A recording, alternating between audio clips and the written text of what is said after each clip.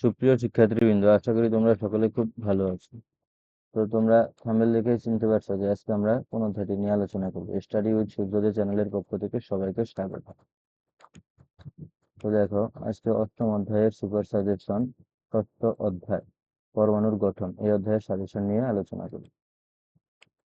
তো ক বিভাগে আমি যে প্রশ্নগুলো রেখেছি, আইসোটোপ কাকে বলে, ভর সংখ্যা কাকে বলে, পরমাণু কাকে বলে, প্রতীক কাকে বলে, অ্যানায়ন কাকে বলে, অ্যানায়নের পাশাপাশি তোমরা ক্যাটায়নটাও করে নিবে, পারমাণবিক সংখ্যা কাকে বলে, যৌগমূলক কাকে বলে, ওগুলা কোশ্চেন খুবই খুবই গুরুত্বপূর্ণ। তুমি যে স্কুল থেকে যে স্কুলেরই হয়ে থাকো না কেন, সব স্কুলের জন্য এগুলা খুব গুরুত্বপূর্ণ। সংকেত কাকে বলে, ক্যাটায়ন কাকে বলে, এই 9টা মার্কের প্রশ্ন তোমার করলেই কমন পাবে।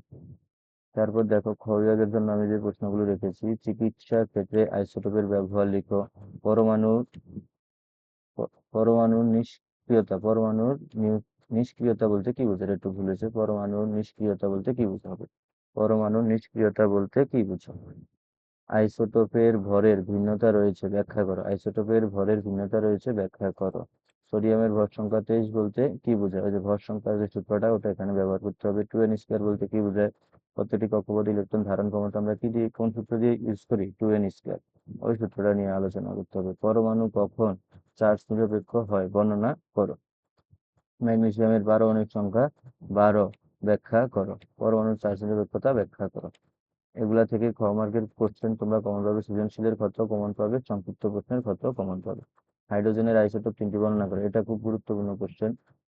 Na+ ক্যাটায়ন ব্যাখ্যা করে, এটাও গুরুত্বপূর্ণ কোশ্চেন। গুরুত্বপূর্ণ কোশ্চেন গুলো আমি বাছাই করে রেখেছি। তারপর দেখো, সৃজনশীল সহায়ক প্রশ্ন। সৃজনশীলের জন্য তো গ ঘ ওইভাবে কোশ্চেন দেওয়া পসিবল হয় না, মানে সহায়ক কিছু টপিক দিয়ে দিই। কার্বনের আইসোটোপ 3টি ব্যাখ্যা করে, এটা খুব গুরুত্বপূর্ণ, এটা আসে। ক্যাটায়ন অ্যানায়নের পার্থক্য লিখো, এটা গতে আসতে দেখা যায়। ভর সংখ্যা, প্রোটন সংখ্যা, নিউট্রন সংখ্যা নির্ণয়, এটা 3 মার্কে তোমরা এটা পাবে। 3 মার্ক মিনস গতে এটা পাবে কনফার্ম। এই অধ্যায় থেকে যারা কোশ্চেন অ্যান্সার করবে গতে এটা পাবে। নিম্ন মৌলগুলি স্থিতিশীলতা অর্জনের প্রক্রিয়া ব্যাখ্যা করো।